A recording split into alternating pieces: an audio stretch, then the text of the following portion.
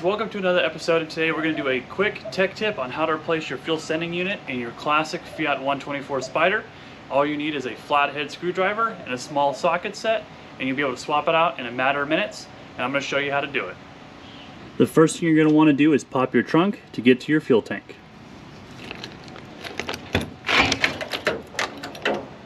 You're going to want to access your fuel tank, so you may have a trunk liner on the bottom with some wood. I don't.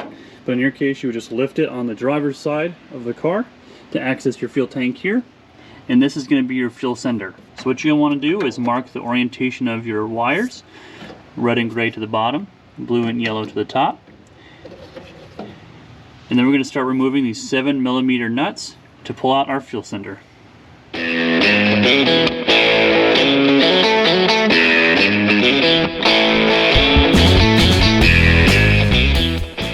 So before we install our nice new one, we're going to take a look at our old one, and this is actually a 2-for-1, because sometimes this little plastic float will have gas in it. See, the liquid gets in there and it sinks to the bottom and it can't naturally float, so it'll always be stuck down to empty. But also you can see there's a lot of corrosion on this one, a lot of use, you could say. So that's what our old one looks like, but this is what our nice new one looks like. We actually got this from Vic Autosports. I'll put a link down in the description to get yours as well. Now, if you have an earlier 124, it'll look a little different, but since we have a fuel injected, this is the one that matches ours. The concepts are exactly the same. So what I've got here is a multimeter. I'm going to put it down to the 2000 ohm resistance setting. Hopefully the camera will pick that up. Right now it shows 294. I've got the red and black attached onto my terminal here, and so when I lift this float representing our gas, our level should be changing.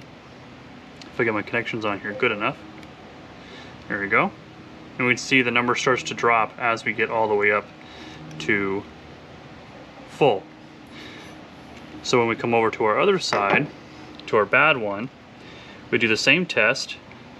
See that it says open there, and nothing changes. Nothing at all. We get no movement across the resistance. Again, when we come back to our good one,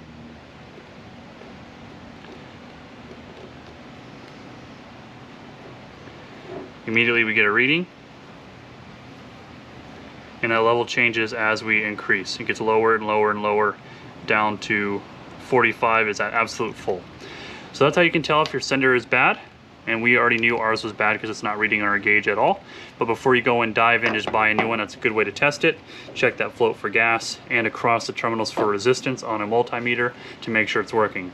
Since we know that our old one is definitely bad with a sunken float and the resistance isn't picking up at all, we're going to install a nice new unit, again from Vic Auto. I'll make sure to put a description, a link down in the description down below with a nice new gasket as well. So it's going to be a backwards of removal. The key is to make sure that the float is towards the middle of the gas tank. So let's go reinstall it.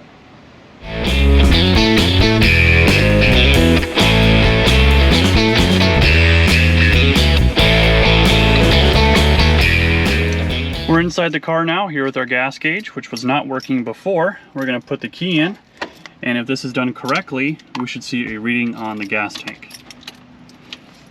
Just like that, just below half a tank, which is exactly where we're at.